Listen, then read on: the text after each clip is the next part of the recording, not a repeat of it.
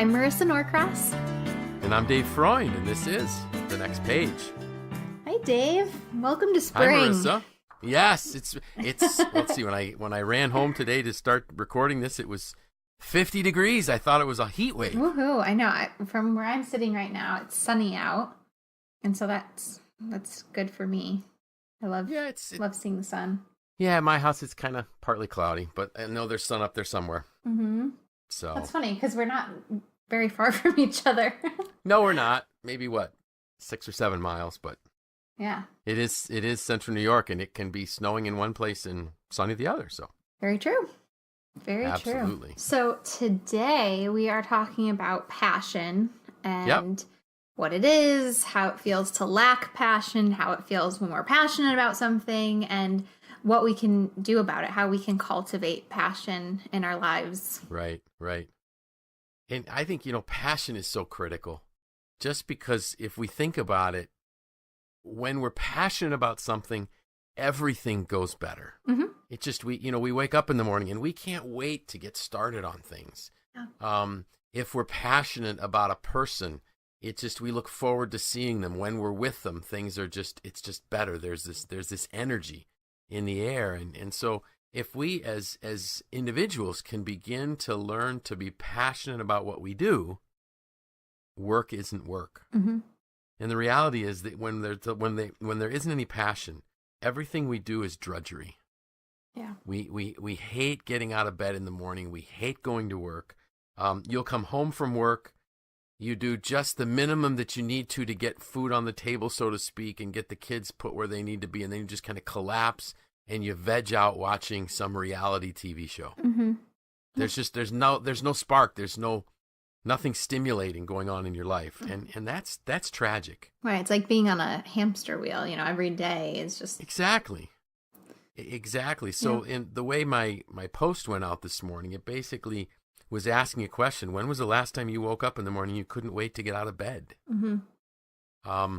And there are people that, my dad is one of those people that as soon as his eyes open up, he can't wait to hit the world. Mm-hmm. And I remember growing up for a while, my parents had a camp on Otisco Lake, and I was a teenager, so I would love the idea of being able to sleep in, but my dad would be managing a factory, so he would get up, and the first thing it seemed like he did was put on his shoes. And we had just a linoleum kind. It was a camp, so there were walls but no ceilings over the bedrooms, and you could just hear him as soon as he put his shoes on. Ka-clump down the steps, making his coffee, out the door. But and he told me once, he goes, "Oh, Dave, as soon as my feet hit the floor, I can't wait to get going." And what a way to live.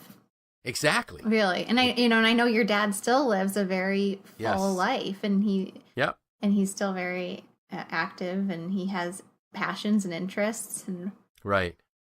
And so I started thinking this week, so what is it about people? And so let me give you another example that I used in my post that maybe will help people realize what I'm talking about. So we can have passion in every area of our life. Clearly, all of us, I would hope, could understand, passion in a relationship with a person. Mm-hmm. And so let me just touch on that one for a moment, and I promise I'm not going to get very personal with my family here, but my wife and I, we were married when we were 20. We've been blessed to be married 36 years. And you have to work on cultivating passion. Mm-hmm. Because you can be distracted by things in this world, and so you have to focus on, all right, so how do I make sure that there is passion there? It's spending time. It's cherishing, it's doing things for people. You can have passion in your hobbies. And one of the examples I use in my post was the winter of 1999 to 2000, into 2000. My dad and I purchased an old wooden boat that we were going to restore. And I remember we picked up the boat in Sandusky, Ohio, and we dragged it back to Syracuse on December 4th, 1999. And what I remember was it was in the 50s and there wasn't a snow flurry anywhere, which I was thankful for because I needed to get this boat home. So I get the boat home, I put it in my garage, and one of the things that you have to do if you're going to restore a boat is you strip it all out and you start cleaning. And I had to clean the bilge, and the bilge is the bottom portion of a boat under the floorboards. And when we pulled up the floorboards, this boat had really been neglected. It had about a half inch, in some places a half inch deep, of sludge, which was grease, oil, dead worms, dried up minnows, beer can tabs, you name it, it was in the bottom of this boat. Gross. So I started, yeah, exactly. And most people would look at that and say, oh, how gross. So the first thing I did was I got in there, my son Mike was helping me at the time, with putty knives, and we scraped all the sludge out. Then we pressure washed it. Then I went in there with buckets and soapy water and a laundry brush. Then I actually went in with a toothbrush. And I remember going to the door from the garage into the kitchen saying to my wife, do you have a toothbrush? And she just looked at me like, are you kidding? You're doing, and I said, I have to get underneath the ribs. Mm-hmm. So I'm on my knees. And so I actually kept a journal of how long it took me 26 hours to clean the inside of this boat, even before we could start restoring bad wood and painting it, painting the bilge. But I enjoyed it because I was passionate about what I was doing. Mm-hmm. So it doesn't have to be something wonderful or even exciting. It's just something that you are valuing and that you've spent time on that helps you develop a passion. Is this the same boat that you have today? It is. Wow. It is. Yep, and I can't wait till the weather warms a little bit because I think she needs a new coat of paint and maybe some varnish. Well, it's just, it's you took something that, like I'm not passionate about boats. So right. That to me would have been drudgery. Sure. I probably would have wanted to pay someone to do it even. Right. But for you, because you're so passionate about that, and I'm sure you felt incredibly satisfied when you were done. And, if you weren't passionate about it, you probably wouldn't have cared to go and get a toothbrush and to really, do it right. But it was so important to you. And exactly. It's funny that you counted your hours. But I did because, I kept a journal of the restoration project. Mm-hmm. So how many hours I spent doing what and how much money we spent and those kind of things. But the lesson that I learned in that is that you can build passion into anything. And so one of the things that I was trying to do as I was prepping for this is to just do some reading on, what causes us or what helps us find our passion. And one of them was spending time on things. So there's a gentleman, Sasha King, that said he put together an equation that equals passion, and it's curiosity plus engagement multiplied by time equals passion. Mm-hmm. So curiosity plus engagement times time multiplied by time equals passion. And I started thinking about that in relationship to the boat. So my dad and I my dad had wooden boats as long as I can remember. And he used to tell me that I said, why'd you get into wooden boats? He says, because I couldn't afford fiberglass ones. So really people back then, when I was young, were giving them away because nobody wanted them. Mm-hmm. But we developed a love for them. So, but when we were in between boats, at one point, we started looking at fiberglass boats again. And then I kind of went back to, let's look at some wooden boats. We found this brand. I started researching where it was built. Well, they were built in Sandusky, Ohio. I started looking at history about the company. The company started in the late 1800s. And so there's this curiosity that's building up. Mm-hmm. So then all of a sudden we find one and we buy it, hence the engagement. So we're bringing the boat home, and I'm searching for sales brochures for the original boat when it was built, that type of thing. And as you start, the curiosity plus this engagement, really you start to develop an attachment to it, which results in time spent together and equals passion. Mm-hmm. Now, there are times when there will be some that might actually question that I was too passionate about the boat, and I probably was at times. There were probably times when passion became obsession, but thankfully I think I've matured through some of that, and I realize it is just a boat, and that's all. So that would tell me that we can do that with anything in our life if we're curious about it, if we engage in it, and if we spend time with it. Right. If you invest the time. Invest the time. Mm-hmm. So think about the relationship with people. if you don't spend time with your husband, you have no relationship. So you spend time with him. The two of you talk about things. You go places together. It naturally is going to build. And if you're curious about him and his life, it will naturally build a better relationship. Mm-hmm. So since this isn't a relationship or a hobby podcast, how do we make that work at work? Right. So what are your thoughts about that?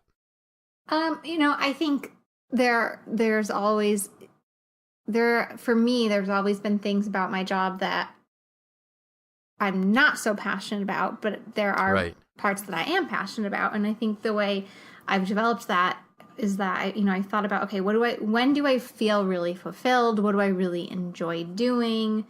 What am I good at? And really like reflecting on those times. Instead of looking back and saying like, oh, these are things I hate to do, or these were really bad days. Where were the good days? Where did I feel like, I was working on something, and before I knew it, it was the end of the day, and I was still just like excited and pushing through. And I think that's where you find that passion, and then you look forward to doing those things, and so it makes the other things. There are certain things that you still have to do. You're not passionate about everything necessarily, but it gives you something to really look forward to in your work and throughout your day. Exactly. And I've started scheduling those times so that I make sure that I actually do the things that I enjoy. That's awesome. Mm-hmm. And that actually gets into how do you plan your develop your growth plan, and that is to find the things that energize you, the things that you have passion for, and plan them in your day. Now, maybe there's things that we hate that are part of our job. Well, that's what's required of us. We have to do it. Mm-hmm. That might be one of the ugly frogs, like we talked about last week, that you got to eat first. Get it out of the way, and perhaps you reward yourself for doing the things you didn't want to do by saying, okay, when I get done with that, I can work on this. Right. So I kind of had put a couple notes in the blog post. If you want to become passionate about your job or career, take some time to honestly think about it. Why did you choose that career path? Mm-hmm. It could be that you're in the wrong career, or it could be that you're in the right career, but the wrong industry. That could be the case as well.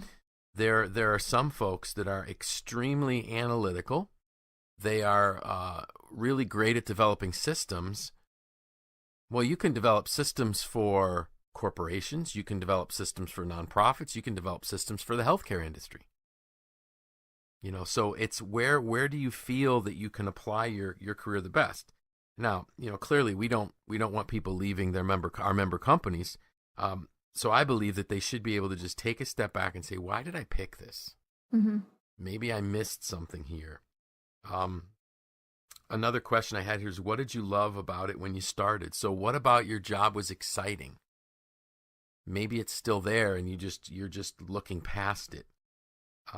Reflect on the best times in your job rather than dwelling on the tough days. It reminded me of a conversation. When I was writing this, it reminded me of a conversation I had with a friend of mine that I'd grown up with that said to me that, she was having problems with her marriage. And I said, wow, I'm sorry, what's up? Well, he's so annoying. Well, what's annoying about him? So the things she listed weren't new. So I said to her, why'd you marry him? Well, she gave me the reasons, and he's still that. So I said, I think you're focusing on the wrong things. Right. I said, focus on the good things that he does. Focus on the reasons why you married him, and the problems went away. Because it was just what we were dwelling on is what she was seeing more and more and more of. Mm-hmm. Well, and so it's, you kind of redefine your priorities and your values when you look at that, and it changes the way you're looking at situations and people and your job. Exactly. I put another note in here that I want to just touch on. Mastery drives passion. Now, we have a topic that I talk about. It's actually a video that I show and part of supervisory leadership. And it talks about why the surprising truth about what motivates people, and it's not money. Mm-hmm. But it's one of them is mastery. So as I think about how mastery could drive passion, is that the better you become at something, it's easier to be passionate about it. I'll use my years ago when I was growing up, I played the trumpet a lot, and it's really the only reason I went to school, to be honest. Mm-hmm. Other than the fact that I knew my parents would never let me stop, so I went to play my horn and to graduate, so I could finally do what I wanted to do with my life, so to speak. I loved playing, and I played all the time because I was good at it. I'm not good at it anymore. You know, my brain and my fingers can't make my tongue and my lips do what it wants to do. So the excitement's gone because I've lost the mastery. If I could get really good at it again, I probably would do it more. But the flip side of that is, and probably it would be the same way like with ballet, you know, if once you stop doing it, it's a challenge to do it. So you wouldn't want to do it. But the only way to get better is to do it more. Right. So I was even going to argue. So I'm not disagreeing that mastery drives passion, but I think passion can lead to mastery too. Oh, I like that. So I think about someone that I know who is a very unlikely gardener, but felt passionate about growing and cultivating because that was something that her mother and grandmother had done and had bonded over, and she remembers as a child that those special times together. But as she grew older, wasn't very good at gardening. Sure. You know, had no green thumb, didn't know where to start, but was passionate about it because of the ties to her family, and then cultivated that passion into mastery. She probably wouldn't admit to mastery at this point, but she has mastered gardening, and she is a very fruitful gardener. So I think that pun, right? Right. So I think that can really go both ways. Great. I love that. So it's either mastery can drive passion and passion can drive our mastery. Mm-hmm. It drives, you know, and so, yeah. And maybe thinking go back to my wooden boat restoration thing. When I started, I was awful at it, but I was passionate about learning it. Right. So then the mastery came from, very good point. So clearly they go hand in hand. The one thing that I think we talked about is, that passion must be cultivated, not harvested. Mm-hmm. Going back to your gardening friend. Yeah, so I think a lot of times maybe we're in a job and we just say, it's just the wrong job. I'm just not passionate about it. Mm-hmm. Well, work on it. Right. You know, so you have to, for something to grow, it has to be cultivated. Right. I mean, some of the things I am most passionate about in my job, I had no skill in when I started. Okay. But I knew it was something that I thought I would be good at it if I could learn how to do it. And I had the curiosity, the interest. So I started learning. I learned from others, then I did some training, and I invested the time, and now it is what I love most about my job. Wow, that's interesting. So very cool. I think it's not always necessarily, I'm good at this, so I should just become passionate about it. Right. I think if, like you said, if you have that curiosity and you're willing to put the time in and the actionable steps, it can be something you become passionate about. I've seen it with my husband. Like we bought it's not like a super fancy camera, but like a higher end camera. We bought it when we got our puppy years ago. I was going to say, I didn't even know you had a dog. I don't anymore. That's how long ago this was. And we were like, we're going to take all these pictures of the dog. And we also justified it because we had some exciting vacations coming up. We had an international trip. We had a trip to Disney World and some other family vacations. We're like, this would be cool. And neither of us had any talent with photography. I didn't really have the curiosity or the interest to so much learn how to do the manual settings. I always just put it on auto and would try to snap pictures of the dog and, whatever. It was nothing beautiful. It was nothing groundbreaking, but my husband really had that curiosity and put the time in, especially once we had our daughter. Sure. And now he has impressed me so much. And actually, as I'm sitting here right now, I'm overlooking. We just purchased a whole bunch of frames because we're framing a handful of photos that my husband took. And we've had professional photos done of our daughter, but we're framing ones that he took because they're like, he's just gotten so good at it and he's so passionate about it, and they're beautiful. And he invests the time continually, and I've watched the passion grow. And sure, we both have that same opportunity to, if we wanted to, become passionate about it. But right. But I didn't have the curiosity or the interest, and I wasn't willing to invest the time. But he did, and he still does. That's great. So that really falls in line with one of the other bullet points that I put on my notes for today. Passion is not a job or a hobby or a person. It's something you put into a job, a hobby, or a relationship. So we can't wait for it to come. We have to cultivate it. I love that. And I know we're trying to make sure we keep this work focused and work oriented. But I think it is important too. Like if your passion is something outside of work, think about how your job can leverage that or create an opportunity for you. So while my husband's career is certainly not in photography, and it is not going to help him in his job as a HR professional, his job, which he absolutely does love and is passionate about, allows for him to have the time and resources to support his passion of photography when he comes home. So, when he comes home or on the weekends or while we're on vacation and things like that. And so I think it's important to remember that, it's great to be passionate about things in your job, but it's also really great to have things outside your job that you're passionate about too, and recognizing and appreciating how your job can support that. That's great. Yeah, and what happens is, so you get these byproducts of when you are passionate in your life, there will be tremendous results. Things will just you just have energy that spreads everywhere you are. We love being around people that are filled with passion because it's exciting, and what they do well. They don't just get by. Right.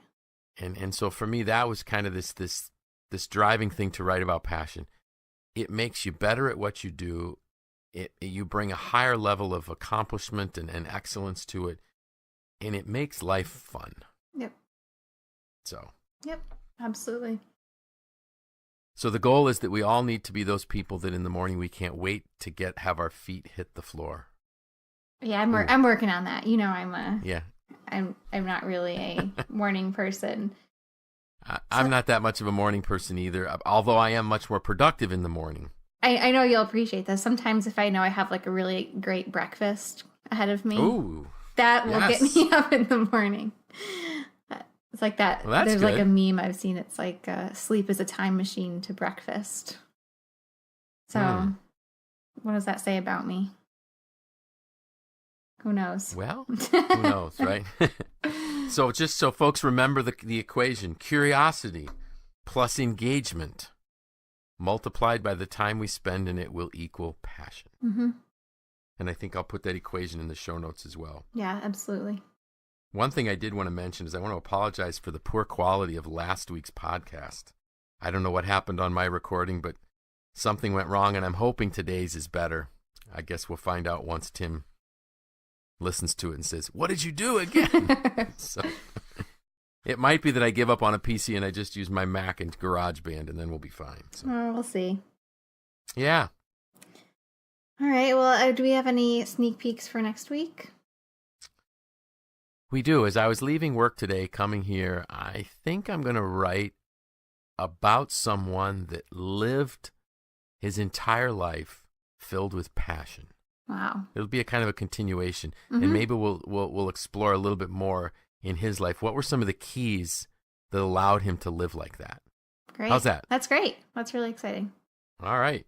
Any exciting plans for the weekend? No, not at all. How about you? I'm flying to Arizona for 2 days of meetings and taking the red eye back Saturday night, arriving in town Sunday morning at 9:30. Wow. Oh, wow. But at least I'm doing that and not taking the red eye back Sunday night, arriving Monday morning, because I've done that before, and that's no fun. Yeah, but at least you'll have some time spent with your family on Sunday if you're not too tired. Yes, and actually I'm staying with my best friend that I grew up with while I'm out there, so that'll be great. That's great. That's really great. So with that, I'm Dave Freund. I'm Marisa Norcross. And this was The Next Page.